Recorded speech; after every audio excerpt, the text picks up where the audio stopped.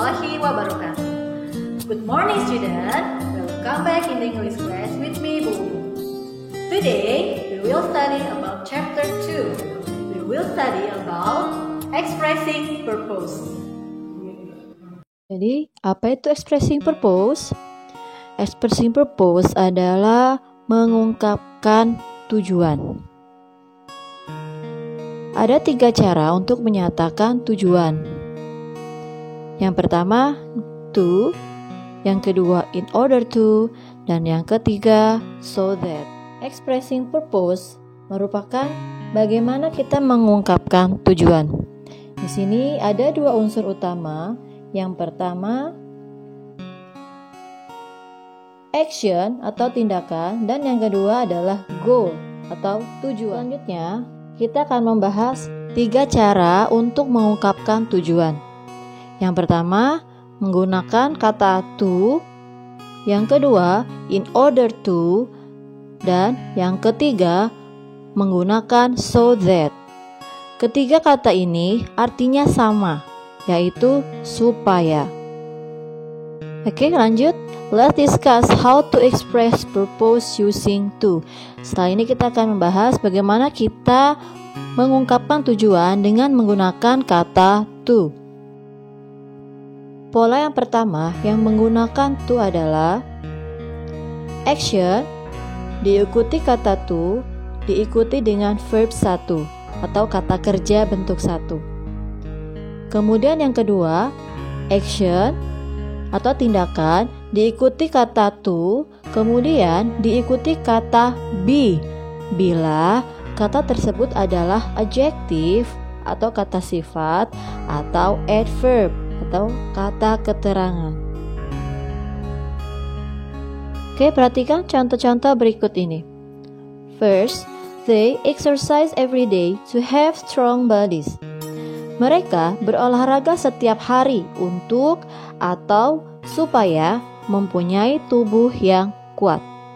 They exercise every day di sini adalah action. To have strong bodies adalah goal atau tujuan. Contoh yang kedua, we eat nutritious food to be healthy. Kita makan makanan yang bergizi supaya sehat. Perhatikan di sini, kita menggunakan kata healthy yang artinya sehat didahului dengan be, karena healthy itu adalah kata sifat. Selanjutnya yang ketiga, we hurry to be there on time. There merupakan kata tempat, jadi harus didahului dengan kata be.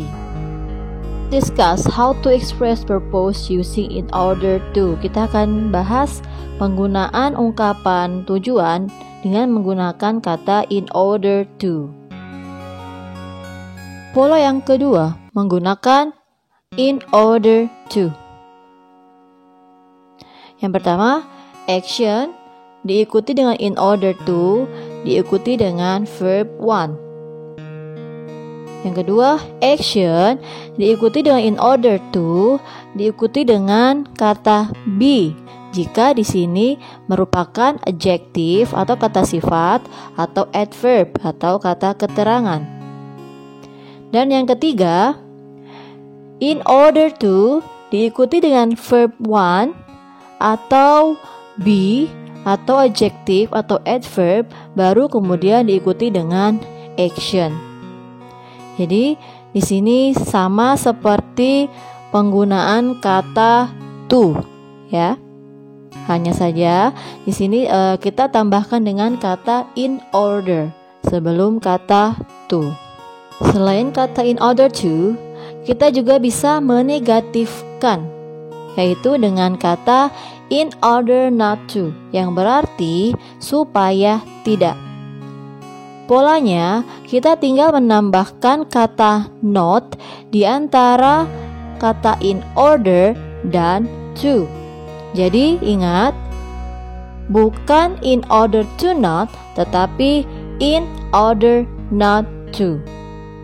Jadi di sini sama seperti sebelumnya yang menggunakan kata in order to, hanya kita tinggal tambahkan kata not di antara kata in order dan to. See the example using in order to. First, in order to have strong bodies, they exercise every day. Ingat, di sini goals kita letakkan di depan ya, yaitu to have strong bodies, supaya mempunyai tubuh yang sehat. Yang kedua, we eat nutritious food in order to be healthy. Nah, yang ketiga, we hurry in order to be there on time. Ya, jadi ketiganya sama. Seperti di sini kita letakkan in order sebelum kata to. Untuk yang pertama, in order to bisa disimpan di awal. Tapi setelah itu kita tuliskan dulu tujuannya, baru kita actionnya seperti apa. Ini contoh penggunaan ungkapan tujuan dengan kata in order not to. Yang pertama, in order not to have weak bodies, they exercise every day. Di sini bermakna supaya tidak bertubuh lemah, mereka berlatih setiap hari. Yang kedua, we eat nutritious food in order not to be sick. Kita makan makanan bergizi supaya tidak sakit. Yang ketiga, we hurry in order not to be there late. Kita bergegas supaya tidak datang terlambat. Let's discuss how to express purpose using the third pattern, so that. Tindakan diikuti dengan so that, kemudian diikuti dengan klausa. Klausa adalah kalimat, yaitu harus ada subjek dan kata kerjanya. Subjek berarti pelaku. Kemudian di sini subjek diikuti dengan modalitas can atau will. Contohnya, yang pertama, they exercise every day so that they can have strong bodies. Perhatikan, setelah kata so that tertulis they can have, berarti ada subjek dan kata kerjanya. Yang kedua, we eat nutritious food so that we will be healthy.